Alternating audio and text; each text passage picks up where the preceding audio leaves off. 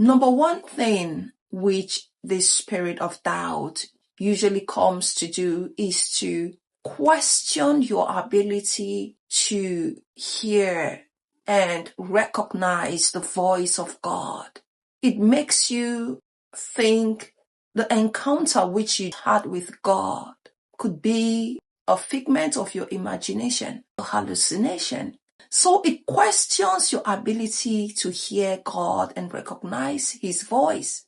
The Spirit spoke to Eve in the Garden of Eden and said, "Did God actually say?" It questions your ability to know God's voice. And if you are someone who doesn't know and recognize the voice of God, it becomes easy for you to assume that it is just an imagination of your mind, a hallucination.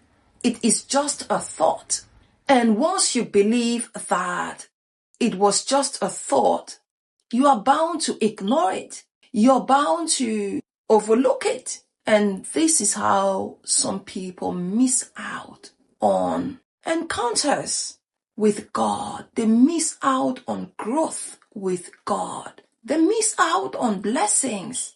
They miss out important seasons in their life because of this spirit of doubt.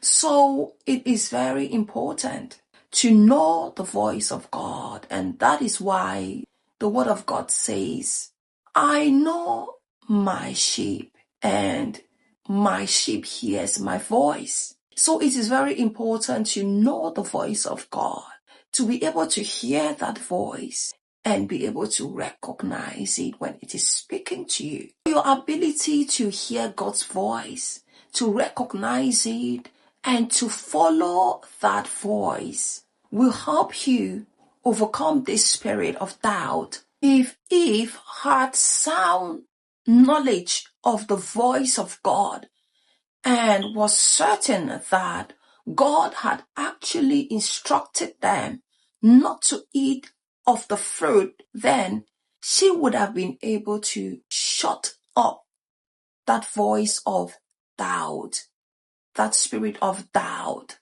which is Satan that was speaking to her. But she entertained it, and eventually she disobeyed. So when you begin to entertain the spirit of doubt or the voice of doubt, subsequently you will disobey God, and you end up missing out on seasons that was supposed to be your season of lifting, of growth, of preservation.